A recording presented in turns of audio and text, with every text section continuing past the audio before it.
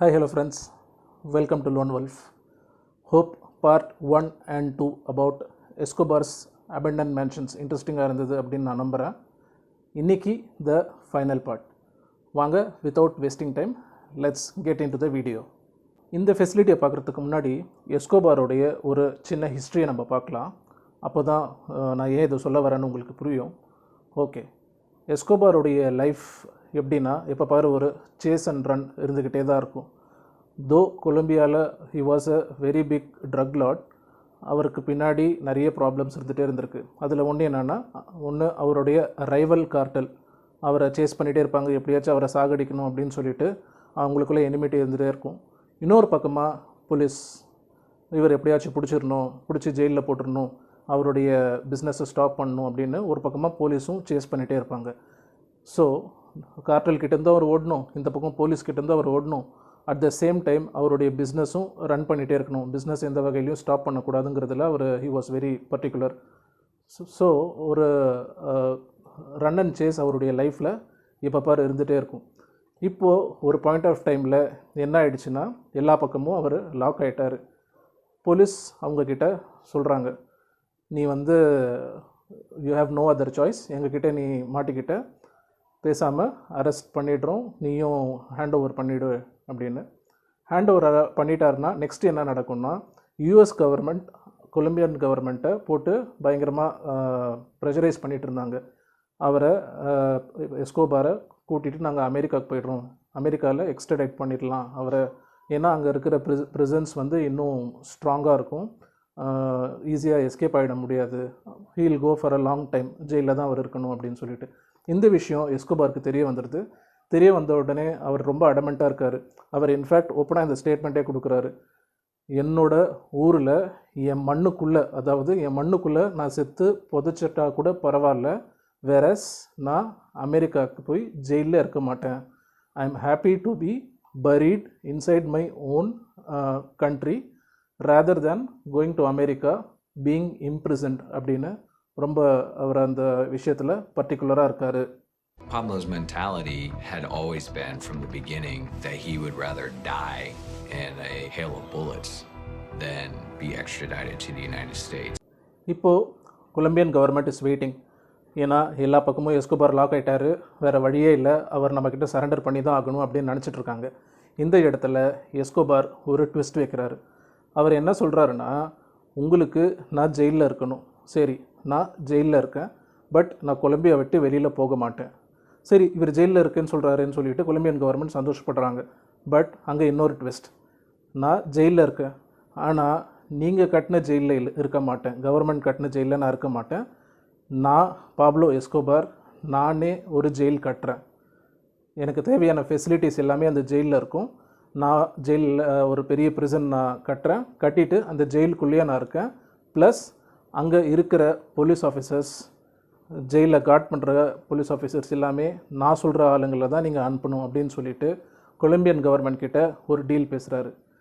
சரி, கொலம்பியன் கவர்மெண்ட்டும் இந்த சான்ஸை நம்ம விட வேணாம், ஃபஸ்ட்டு அவர் சொல்கிற டிமாண்ட்ஸ்க்கு ஓகே சொல்லலான்னு அவங்க ஓகே பண்ணிடுறாங்க. அண்ட் அவர் ஒரு ஜெயிலில் கட்டுறாரு. அந்த ஜெயில் கட்டுறாருன்னா சும்மாவா, நிறைய ஃபெசிலிட்டிஸ்லாம் வச்சு பெரிய ப்ரிசன் ஒன்று கட்டுறாரு. அந்த ப்ரிசனுடைய நேம் அதுதான் La Catedral or Escobar hotel. In simple terms, ஒரு ப்ரிசனோட ஐடியா என்ன, ப்ரிசனுக்குள்ளே இருக்கிற இந்த ப்ரிசனர்ஸை நம்ம கண்காணிச்சிட்டே இருக்கணும், அவங்க ஜெயிலுக்குள்ளே இருக்கணும், வி ஷுட் மேக் ஷுர் அவங்க வெளியில் எஸ்கேப் ஆகிடக்கூடாது அப்படிங்கிறது தானே கவர்மெண்ட்டோ இல்லை அங்கே இருக்கிற போலீஸோ ஃபஸ்ட்டு அதை தானே என்ஷூர் பண்ணுவாங்க. வேறஸ் இந்த prison this was mainly built to keep Pablo in அப்படின்னு நீங்கள் நினச்சிட்ருக்கீங்களா? இல்லை, to mainly keep Pablo's enemies outside the prison. Yes, இவர் ப்ரிசனுக்குள்ளே சேஃபாக இருக்கணும், அவரோட எனிமீஸ் அவரை அட்டாக் பண்ணிடக்கூடாதுங்கிறதுக்காக தான் இந்த ப்ரிசனை அவர் கன்ஸ்ட்ரக்ட் பண்ணி அதுக்குள்ளே போலீஸ் ப்ரொடெக்ஷனோட சேஃபாக இருக்கார். இந்த ப்ரிசனில் நிறைய டிஃபென்சிவ் மெஷர்ஸ்லாம் அவங்க எடுத்திருக்காங்க. எஸ்பெஷலி இந்த ப்ரிசனுடைய லொக்கேஷன் எப்படின்னா, ஃபுல்லாக ஃபாகி மவுண்டன்ஸ்க்கு நடுவில் இந்த ப்ரிசனை கன்ஸ்ட்ரக்ட் பண்ணியிருக்காங்க. ஏன் ஸ்பெசிஃபிக்காக இந்த ஃபாகி மவுண்டன்ஸை அவங்க செலக்ட் பண்ணியிருக்காங்கன்னா, ஏர் ஸ்ட்ரைக் எதுவும் நடந்துடக்கூடாதுன்னு, ஃப்ளைட்லேருந்து பாம்போ இல்லை ஷூட்டிங்கோ எதுவும் பண்ணக்கூடாதுன்னு.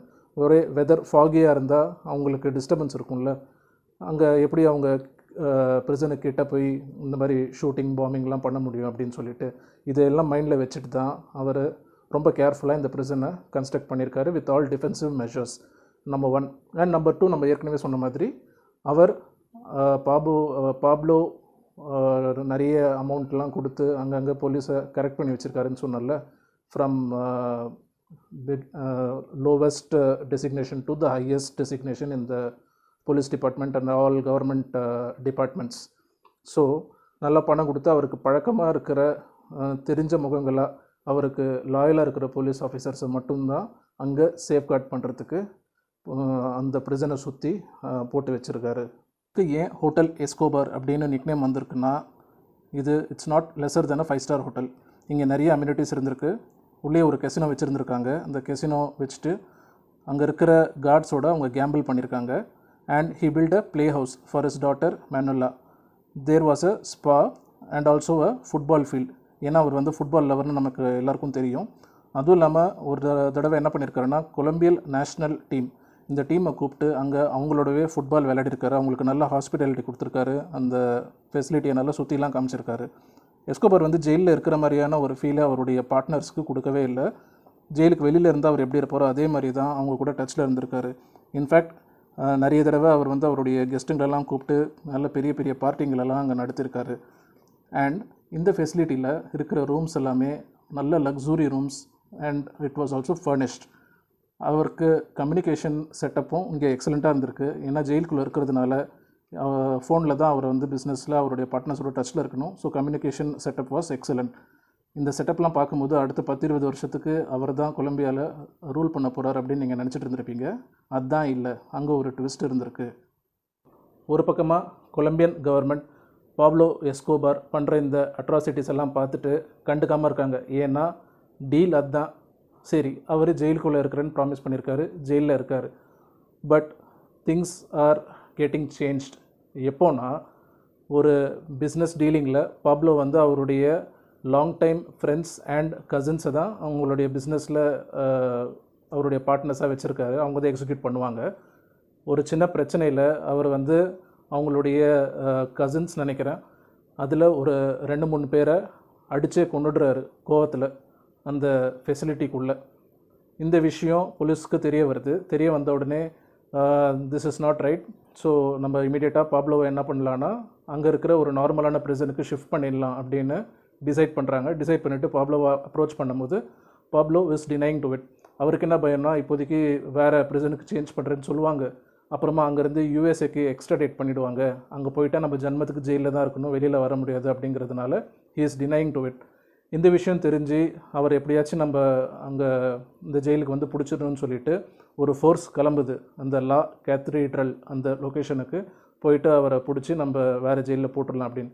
இந்த விஷயம் அவர் தான் அங்கே இன்ஃபார்மர்ஸ் வச்சுருக்காரு, பணம் கொடுத்து கரெக்ட் பண்ணி வச்சுருக்காரு. இந்த விஷயம் அவருடைய காதுக்கு வருது.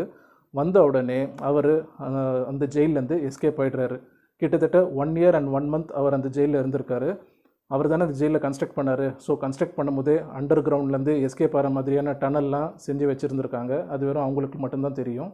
அவரை பிடிக்க வராங்கன்னு தெரிஞ்ச உடனே அந்த அண்டர் கிரவுண்ட் டனலுக்குள்ளே போயிட்டு அவர் அங்கேருந்து எஸ்கேப் ஆகிடுறாரு. யூஎஸ்ஏ டெல்டா ஃபோர்ஸ் அப்படின்ற ஒரு டீம் தான் இவரை இப்போது கேப்சர் பண்ணுறதுக்கு ரொம்ப இன்ட்ரெஸ்ட் காமிச்சிட்டு இருந்தாங்க. கிட்டத்தட்ட 600 policemen were behind him. அவர் எப்படியாச்சும் பிடிச்சிடணும் அப்படின்னு they were very keen. This team was led by Colonel Hugo Martinez. On December 2nd, 1993, அவருடைய டீம் மெம்பர்ஸ் பாப்லோ எஸ்கோபாரை சுட்டுட்டாங்க. He was shot dead. சரி, ஆஃப்டர் his death இந்த லா கேட்ரிடல் லொக்கேஷன் என்ன ஆச்சு? La Catedral which was once the house of the powerful drug lord. Pablo இருந்தார் இல்லையா அந்த வீட்டில், அது என்ன ஆச்சு அப்படின்னு கேட்டிங்கன்னா, அந்த இடம் அபேண்டன் ஆகிடுச்சு. ஆஸ் யூஷுவல் அவர் இறந்துட்டாருன்னு தெரிஞ்சிட்ட அப்புறமா அங்கே இருக்கிற லோக்கல்ஸ் என்ன பண்ணாங்க, ஏன்னா பாப்லோ பற்றி தெரியும், இதுக்கு முன்னாடி இருந்த வீடுங்களும் அப்படி தானே, அவர் இறந்துட்டாருன்னு தெரிஞ்ச உடனே ஒரு குரூப் அங்கே போய் வீடு ஃபுல்லாக ட்ரெஷர் எங்கே இருக்கான்னு தேடி இருக்காங்க. இவர் தான் நம்மளால் எங்கே இடம் கிடைக்குதோ ஃபர்னிச்சருக்குள்ளே வீட்டுக்கு முன்னாடி இதில் அவங்களுடைய கிரவுண்டில் ஃபீல்டுக்குள்ளெல்லாம் பணத்தை வச்சுருப்பாரு. ஸோ வீட்டையே ரெண்டாக்கியிருக்காங்க, எங்கேயாச்சும் ட்ரெஷர் கிடைக்குதான்னு. ஒன்றும் பெருசாக கிடைக்கல. ஸோ அரைகுறையாக வீட்டை அப்படியே விட்டுட்டு எஸ்கேப் ஆகிட்டாங்க. அந்த லொக்கேஷன் அபேண்டனாகவே இருந்திருக்கு ஃபார் சம் 10-15 இயர்ஸ். இந்த இயர் 2007 ஒரு குரூப் ஆஃப் மாங்ஸ் அங்கே போயிருக்காங்க. போயிட்டு இந்த இடத்த பார்த்துட்டு அதை ஒரு பில்கிரிமேஜ் சென்டராக கன்வெர்ட் பண்ணிட்டாங்க. இன்றைக்கி அது ஒரு பில்கிரிமேஜ் சென்டராக இருக்குது. அங்கே நிறைய ப்ரேயர்ஸ்லாம் நடக்குது. அண்ட் ஆல்சோ அங்கே ஒரு சின்ன மெமோரியலும் இருக்குது. எதுக்கான மெமோரியல்னால், பாப்லோ எஸ்கோபாரால் டைரெக்டாக கொல்லப்பட்ட விக்டம்ஸ், இல்லை பாப்லோ எஸ்கோபாரோட கார்ட்டல்னால் கொல்லப்பட்ட விக்டம்ஸ், அவங்களுக்கு அங்கே ஒரு மெமோரியல் செட்டப் பண்ணி வச்சுருக்காங்க. பாப்லோவால் கட்டப்பட்ட மேன்ஷன்ஸோட ஸ்டேட்டஸ் இன்றைக்கி என்ன அப்படின்னு பார்த்தீங்கன்னா, அதில் நிறைய மேன்ஷன்ஸ் அபேண்டனாக அப்படியே விட்டுட்டாங்க. ஒரு சில மேன்ஷன்ஸ் கவர்மெண்ட்டே அண்டர்டேக் பண்ணி அதை தீம் பார்க்காக கன்வெர்ட் பண்ணியிருக்காங்க. இப்போது இந்த லா கேத்ட்ரீடலுங்கிற பிளேஸ் வந்து மாங்ஸ் மானஸ்ட்ரியாக மாற்றிருக்காங்க. அண்ட் இன்னும் சில லொக்கேஷன்ஸ் வந்து அவங்களுடைய விக்டம்ஸ், பாப்லோவால் கொல்லப்பட்ட விக்டம்ஸ்க்காக ஒரு மெமோரியலாக கன்வெர்ட்டும் பண்ணியிருக்காங்க. And that's it pretty much from my end today. ஒரு சின்ன பீஸ் ஆஃப் அட்வைஸ், இந்த பாப்லோவுடைய லைஃப்பெல்லாம் பார்த்துட்டு அதை நம்ம இன்ஸ்பயர் ஆகி இந்த ட்ரக் பிஸ்னஸில் இவ்வளோ பணம் வருதா அப்படின்னு சொல்லிட்டு தப்பான எந்த கன்க்ளூஷனுக்கும் ஜம்ப் பண்ண வேண்டாம். நம்ம எந்த பிஸ்னஸ் பண்ணாலும் லெஜிட்டாக பண்ணலாம். Let's be a good citizen. Okay, so meet you again with an interesting content. ஒருவேளை நம்ம சேனலை இது வரைக்கும் நீங்கள் சப்ஸ்கிரைப் பண்ணலன்னா ப்ளீஸ் சப்ஸ்கிரைப் பண்ணுங்கள். மறுபடியும் ஒரு சூப்பரான கண்டென்ட்டில் உங்களை நான் மீட் பண்ணுறேன். அன்டில் தென் பாய், டேக் கேர்.